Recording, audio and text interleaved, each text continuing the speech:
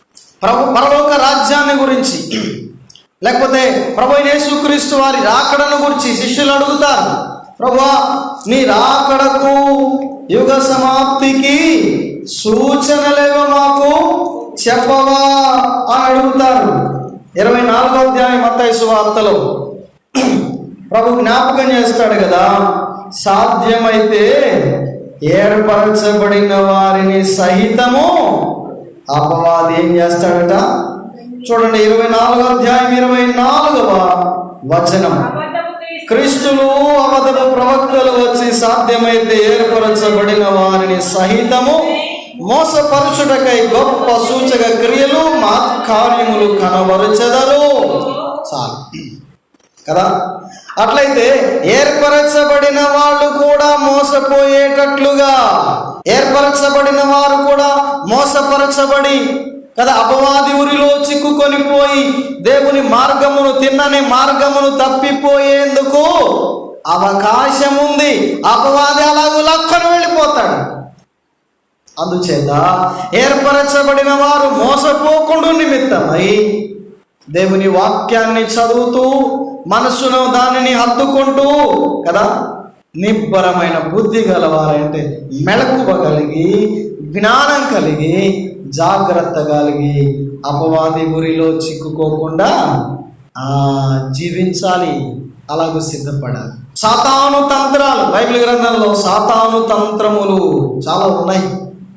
ఒకసారి మనం ఈ అంశం చెప్పుకున్నట్టుగా గుర్తు, సాతాను తంత్రములు. మనము సాతాను తంత్రములను ఎరుగని వారము కాము అంటాడు భక్తుడు. అట్లయితే ఆ అపవాది ఊరిలో చిక్కుకోకుండా మనం ప్రభు వైపు చూస్తూ ఆయన రాకడ కొరకై కనిపెట్టుకోవడానికి మెళకువగలిగి జీవించాలి. 2 విషయాలు చెప్పుకున్నాయి. ఎట్లా సిద్ధపడాలి కదా. 13వ వచనంలో సిద్ధపాటును గురించి చెప్పాడు. 2వ రాకడ కొరకు, ప్రభు రాకడ కొరకు సిద్ధపడాలి. ఎలా సిద్ధపడాలి చెప్పండి. 1, మనస్సు అనే నడుము కట్టుకోవాలి. ఎట్లా కట్టుకోవాలి మనస్సు అనే నడుమును? దేవుని వాక్యం అనే కదా, సత్యం అనే దట్టి చేత, అనగా దేవుని వాక్యమును నింపుకొనుట చేత. 2వది నిబ్బరమైన బుద్ధి. అంటే నిబ్బరమైన బుద్ధి అంటే మెళకువ కదా, మెళకువ, జాగ్రత్త. అపవాది ఊరిలో చిక్కుకోకుండా, వాని తంత్రములలో చిక్కుకోకుండా మనము మెళకువగలిగి జాగ్రత్త కలిగి ఉండాలి. ఒక మాట చూడండి, తెస్సలోనికి రాసిన మొదటి పత్రిక 5వ అధ్యాయం. తెస్సలోనికి మొదటి పత్రిక 5వ అధ్యాయం వచనం 6. కావున ఇతరుల వలె నిద్రపోక మెళకువగా ఉండి మత్తులము కాకయుందము. నిద్రపోవారు రాత్రివేళ నిద్రపోదురు, మత్తుగా ఉండేవారు రాత్రివేళ మత్తుగా ఉందురు. మనము పగటి వారమై ఉన్నాము కనుక మత్తులమై ఉండక విశ్వాస ప్రేమలను కవచము, రక్షణ నిరీక్షణయను శిరస్త్రాణము ధరించుకుందాము అన్నాడు. చూడండి, ఇక్కడ 6వ వచనంలో ఇతరుల వలె మనం నిద్రపోక మెళకువగా ఉండాలి అని. ఇతరుల వలె నిద్రపోక అంటే, ఇతరులు అంటే ఎవరు? అన్యులు. వాళ్ళు ఏం చేస్తారట? నిద్రపోతారు. మనం ఏం చేయాలట? మెలకుగా ఉండాలి రాత్రంతా. ఇతరుల వలె నిద్రపోక అంటే నిద్రపోకుండా ఉండడం అంటే రాత్రంతా మెళకుగా ఉండడం అని కాదు దాని అర్థం. ఇతరులు నిద్రపోతారు, మనం నిద్రపోకూడదా? ఇతరుల వలె మనం నిద్రపోక అని అంటే అర్థం ఏంటంటే ఇక్కడ 8వ వచనంలో ఏమన్నాడు? మనము పగటివారం కదా, మనము పగటివారం. ఎప్పుడు నిద్రపోతాం? సహజంగా నిద్ర అంటే రాత్రి కదా, రాత్రి నిద్ర. పగలు పని చేస్తాం, రాత్రి.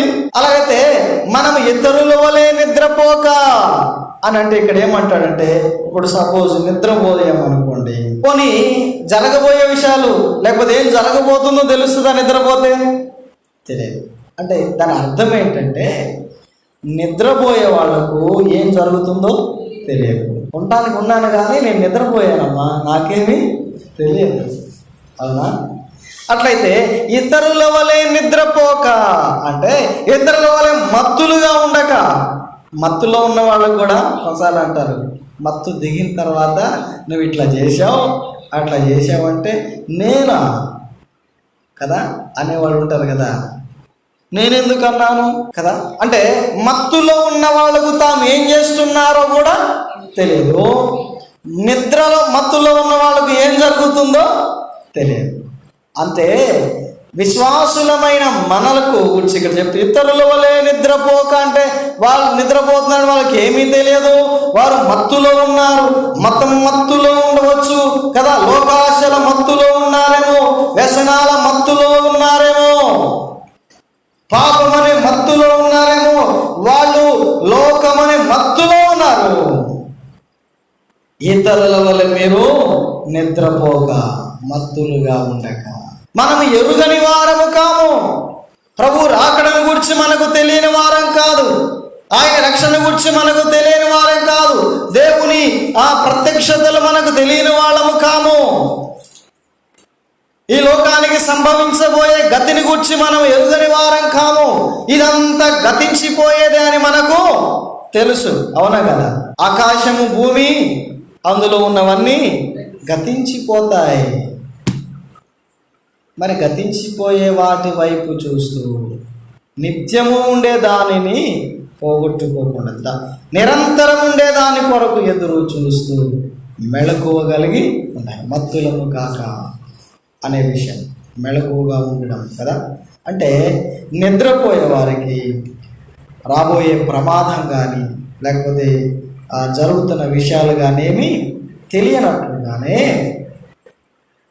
లోకములు పాపం అనే మత్తు చేత కదా, వ్యసనములనే మత్తు చేత ఆయన రాకడను గుర్తించలేని వారిగా మనం ఉండొద్దు. లోకస్తులు అంటారు, మేము ఎప్పటి నుంచో వింటా ఉన్నాం కదా, యేసుప్రభు వస్తాడని ఏంటి వచ్చేది అని. అంతెందుకు, విశ్వాసుల్లో కూడా ఇలాంటి అనుమానం ఉంది. క్రైస్తవులే మేము చిన్నపిల్లప్పటి నుంచి వింటానే ఉన్నామండి, ఇంతవరకు మత్తులుగా ఉండవద్దు. మీరు ఇతరులే నిద్రపోవద్దు అంటూ జ్ఞాపకం చేస్తూ మనము మృతులలో నుండి లేచినట్లుగా కదా మేలుకొనబడిన వాళ్ళం మనం. కాబట్టి నిబ్బరమైన బుద్ధి గల వారంగా మనము అపవాది ఊరిలో చిక్కుకొని పోకుండగా ఆయన రాకను గూర్చి ఎరిగిన వారమై, సూచనలు ఎరిగిన వారమై మనము సిద్ధపడి ఉండాలి. ఇది రెండవ విషయం. ఇక ఆఖరిగా మూడవ విషయానికి వద్దాం. ఏముంది మూడవ మాట? పొందబోయే లేక ఆయన ప్రత్యక్షమైనప్పుడు ఆయన వెంట తీసుకొని వచ్చే కృపను గూర్చి, కృప విషయమై అన్నాడు. అట్లయితే కృప కొరకు కనిపెట్టుకుంటూ ఆయన ప్రత్యక్షమైనప్పుడు, ఆయన వచ్చేటప్పుడు ఆయన వెంట కృపను తీసుకొని వస్తాడు. దాని కొరకు మనం కనిపెట్టుకుంటూ ఎదురు చూడాలి. కృపను దేవుడు ఇచ్చేశాడు మనకు ఆల్రెడీ. అయితే దానిని మనము సంపూర్ణంగా కదా పొందుకునే ఆ సమయం ఆయన ప్రత్యక్షమైనప్పుడు. ప్రకటన గ్రంథంలో ఒక మాట ఉంటుంది కదా, ఇదిగో నేను త్వరగా వచ్చుచున్నాను, ఇదిగో వాని క్రియల చొప్పున ప్రతి వానికి ఇవ్వడానికి సిద్ధపరచబడిన జీతం నా యొద్ద ఉన్నది, దాన్ని నేను తీసుకొని వస్తున్నాను అన్నాడు. అంటే మనము ఎదురు చూస్తున్నటువంటి కృపను గురించి చూడండి. ఎఫెసీ పత్రిక 2వ అధ్యాయంలో 6-7 వచనాలు. ఎఫెసీ పత్రిక 2వ అధ్యాయం 6-7 వచనాలు. క్రీస్తు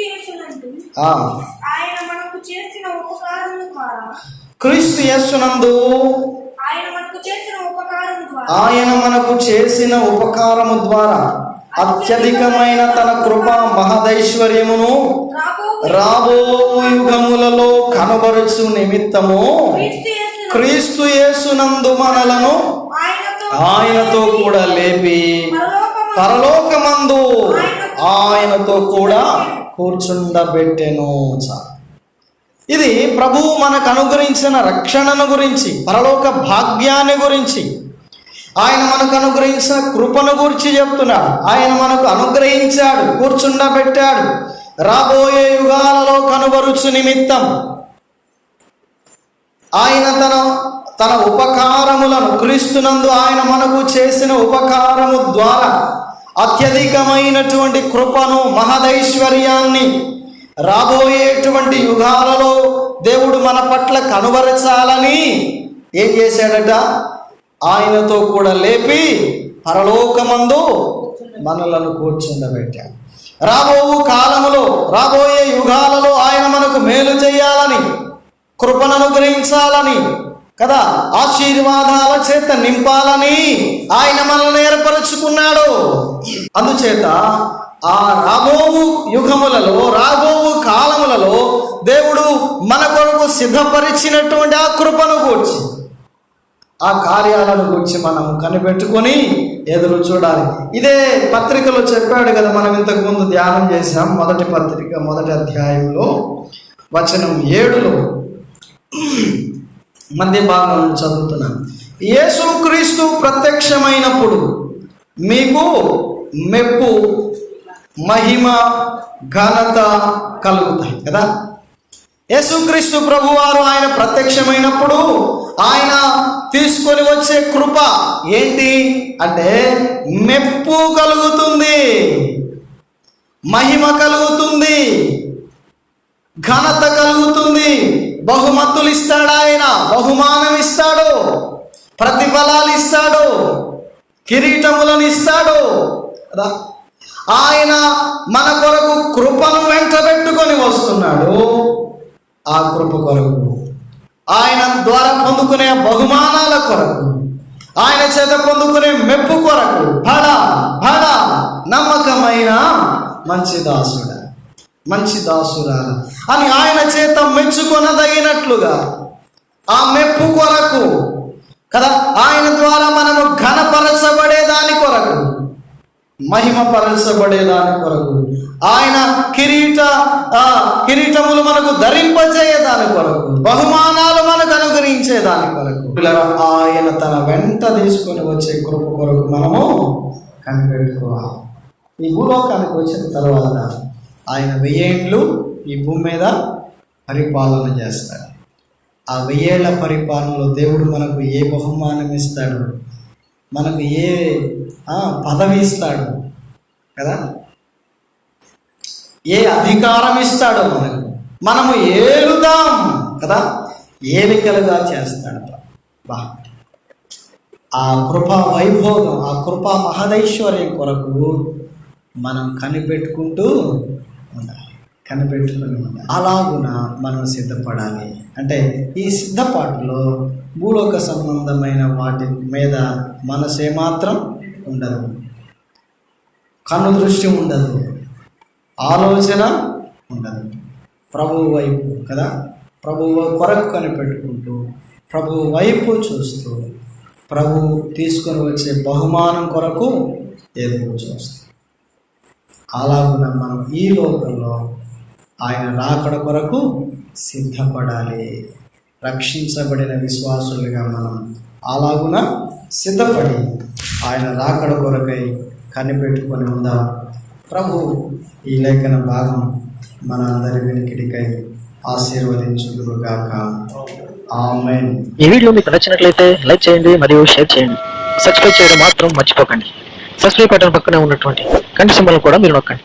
అప్పుడు మాత్రమే మేము అప్లోడ్ చేసే ప్రతి కొత్త వీడియో నోటిఫికేషన్ ద్వారా మీకు అందుతుంది. Thank you for watching.